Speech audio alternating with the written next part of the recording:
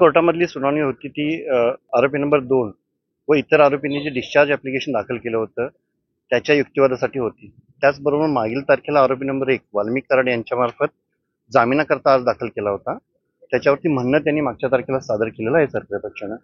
आजची सुनावणी नेमकी म्हणजे मुख्य करून जामीन अर्जावरती आणि डिस्चार्ज अर्जावरती. पण नेमकं काय झालं? आज जामीन अर्जाची युक्तिवादाकरता आमची तयारी होती. आम्ही कोर्टाला तसं सांगितलं की आमची तयारी आहे, आम्ही युक्तिवाद करण्यास तयार आहोत. तथापि यामध्ये सरकारी पक्षातर्फे मुदत मागितली गेली, त्यामुळे मुदत मेहरबान कोर्टाने पुढील एक मुदत दिलेली आहे. संपत्ती जप्तीच्या संदर्भातला अर्ज होता. संपत्ती जप्तीचा अर्ज सरकारी पक्षातर्फे दाखल केलेला आणि आरोपी वाल्मिक कराड यांच्या वतीनं आम्ही जी गोठवलेली खाती आहेत बँकेची ती त्याच्यावरती निर्बंध आहेत ते उठवण्याकरता एक अर्ज दिलेला होता. त्याच्यावरती दोन्ही अर्जांवरती युक्तिवाद पूर्ण झालेला आहे, पण न्यायालयाचा आदेश अद्याप त्याच्यावरती काय झालेला नाही. ते आदेशावरती प्रलंबित आहे. इतर आरोपींकडून देखील दोषमुक्तीसाठी अर्ज सादर केला हो, नाही आता प्रत्येकाचा अधिकार आहे, त्यांना त्या वेळेला संधी मिळणं किंवा संधी आहे कायद्यानुसार त्यांनी ती वापरलेली आहे. आता त्याच्यावरती युक्तिवाद त्यांचे संबंधित वकील साहेब करतील आणि त्याच्यावरती मेहरबान कोर्टाचा आदेश होईल. सरकारी पक्षाकडून कुठेतरी वेळ काढूपणा करणार नाही, आजच्या घडीला तरी वेळ काढूपणा म्हणण्यापेक्षा आमची तसं की मागच्या वेळेला घाई गडबड केली की दोष चार्ज ठेवायचा आहे, त्याचबरोबर बाकी डिस्चार्ज आलेत.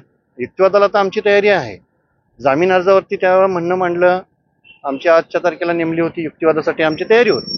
प्रॉपर्टी अटॅचमेंट नेमकं बँकेचे आहेत का प्रॉपर्टी पण आहे, म्हणजे फ्लॅट वगैरे जमीन वगैरे? नाही, त्यामध्ये बँकेची खाती आहेत आणि त्यांच्या काही मिळकती आहेत, म्हणजे शेत मिळकत असू दे किंवा घर मिळकत वगैरे जे आहेत त्याच्यावरती अटॅचमेंट किंवा तात्पुरत्या स्वरूपात केस निकाल लागेपर्यंत निर्बंध घालावे असा अर्ज सरकारी पक्षाचा.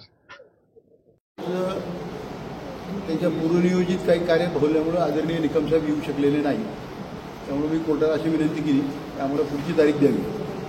शिवाय आम्ही हा फरार आरोपी कृष्ण आंधळे याच्या हद्दीपर्यंत आम्हाला वॉरंट द्यावं नवीन 72 प्रमाणे. तोही अर्ज आम्ही आज कोर्टात दाखल केलेला आहे. आणि अगोदरचे जे अर्ज आहेत, चाटेचा जो दोषमुक्तीचा अर्ज आहे त्याच्यावर सन्मान्य न्यायालयाने फिर्यादीचं म्हणणं मागवलेलं आहे. ते आज काय फिर्यादीचं म्हणणं आलेलं नव्हतं, त्यामुळेही आजची तारीख वाढलेली आहे.